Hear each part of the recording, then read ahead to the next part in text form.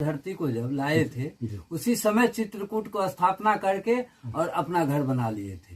ये कोई समय आएगा, उनको तो सब मालूम है, वो तो 10 युग की बात बता देंगे पहले। ये समय आएगा तो हमें अयोध्या में अवतार लेना पड़ेगा। मनुष्य रूपा के कोख से मैं वरदान दिया हूँ उसको, तपस्या से खुश होकर के। वो पीरियड में हमारी जब तक जो है सो उस समय तक राक्षस की या चाहे जिसका भी हो, रावण की, सबका आतंक, पूरे आतंकित हो जाएंगे तो हमको अवतार तो लेना ही पड़ेगा। जब तक जब दुष्ट का ज्यादा आतंक होता है पृथ्वी पर, तो हम लोग कहाँ जा पाते हैं। कहीं जितने सृष्टि में मनुष्य हैं, है किसी का हिम्मत उस लोक में जा करके बात कर लेने का, जे प्रभु अब बचाइए दुष्टों से, रावण से, राक्षस से, है किसी में क्षमता। देवी देवता स्वयं जाते हैं। पृथ्वी माता गौ बन के गई थी शिकायत करने, जब बचाइए प्रभु, अब सहा नहीं जा रहा है, कहे जी अभी अस्थिर रहो, अभी और थोड़ा भोगो, क्योंकि अभी उसके पास नील कमल का जो है, नील कमल का जो लताएं हैं पड़ी हुई है, बेल पड़ी हुई है।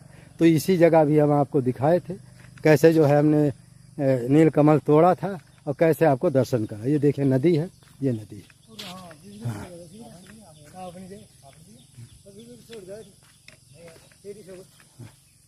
ये देखिए नदी है। ये देखिए ये हमारी गाड़ी है। हाँ, ये पानी से होकर के ही गुजरती है। ये हाँ, गिर जाए तो हाथ पैर ऊपर से टूट जाए। तो इस तरह ये देखिए लता है, ये नील कमल की लता है। कोई भी चित्रकूट धाम में आ करके ये नील कमल ले जा सकता है और अपने घर में जो है इसका टब, बड़ा सा टब में आप लगा दे, क्योंकि इसकी अपार महिमा है। देखिए ये पानी इधर से इधर बहता है, इसलिए आप लोग इस वीडियो को अधिक से अधिक देखिए। गायियाँ हैं चारों तरफ, ये चारों तरफ जंगल ही जंगल है, ये लता है, इसलिए इस वीडियो को अधिक से अधिक। मेरे सामने घाट पर आ रहे। अरे राम राम, अभी तो 2 महीना से। अच्छा अच्छा। राम जी के भक्त कोई भी अगर ऐसा सोच के समझ के अगर ऐसा सवाल करता है तो वो महामूर्ख है। अरे तुम्हें उस भजन की प्राप्ति, उस भजन की अनुभूति, उस भजन की अनुभव उस समय मिलेगा जिस समय तो कोई कुछ करने लायक नहीं रह जाओगे। और उस दिन तुम्हें वह भजन काम आएगा, तब तुम्हें याद आएगा जो मैंने जो जीवन में किया आज उसका फल ही गया। क्या तुम खेत में बीज बोनते हो तो क्या कल जाके काट लेते हो कि 6 महीना उसका इंतजार करते हो?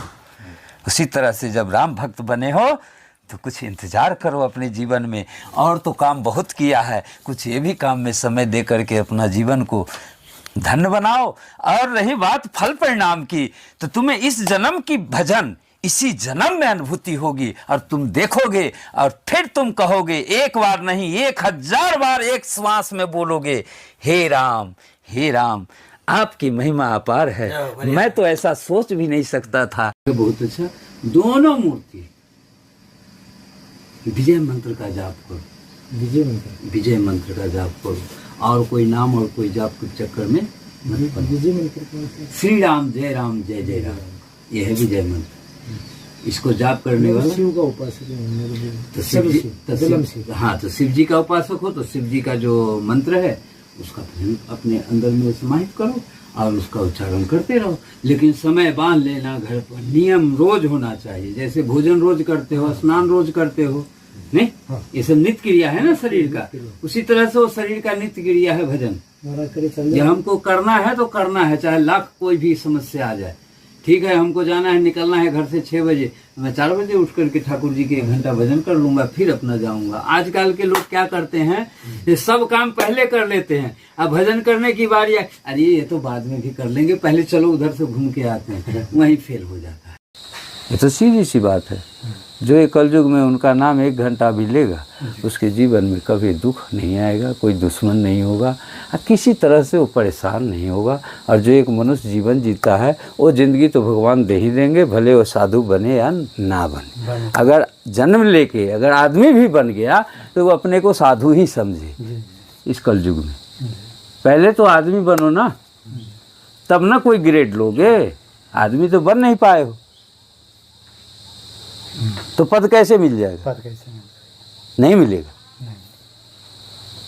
तो गृहस्थी में रह करके जन्म लेके पालन पोषण होते हुए माता पिता को सब रक्षा करते हुए अगर मेरे अंदर ऐसा भाव आ रहा है तो मैं इसको धीरे धीरे अब आगे बढ़ाने की कोशिश करूँगा। जैसे कि तुम पहली बार आए, नहीं कैसा लगा चित्रकूट तुम्हें? बढ़िया लगा, अच्छा सुकून। ये संतों की नगरी है, जहाँ संत ही संत भेष ही भेष दिखाई देगा। जहाँ अच्छे रहते हैं वहाँ बुरे भी रहते हैं।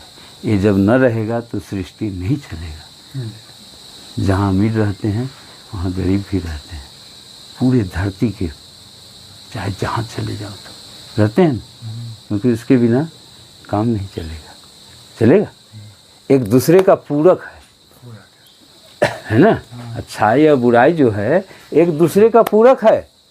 कोई सृष्टि में ऐसा मनुष्य नहीं जिसमें अच्छाई और बुराई ना हो, सब में है। लेकिन अपनी बुराई को बुराई मान ले तब ना बुरा। बुरा करके भी बुरा नहीं मानता है तो भोगता है, दंड उसे मिलता है।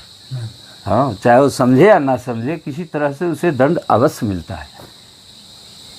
मिलता है कि नहीं? अच्छे काम करने वाले को, जो अपने जीवन के लक्ष्य में अच्छे अच्छे नित्य कर रहा है, नित्य, एक दिन नहीं, नित्य,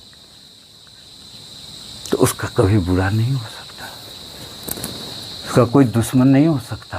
अगर बन भी रहा है जबरदस्ती तो उसकी मति उस समय छिन्न हो जाएगी उससे बुराई करने के लिए। अच्छाई में ये शक्ति है और बुराई में ये शक्ति है। पैसे के लिए दुनिया अगर इतना विह्वल हो करके हर चीज़ को खो दिया ना जी। पैसे के लिए इंसान क्या नहीं कर रहा है। दो में से तो एक ही चाहिए, कलम हो या तलवार।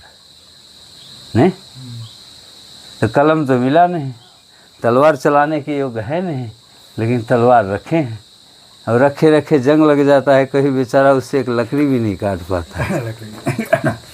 वैसी तलवार किस काम का है कोई काम का? वैसा बंदूक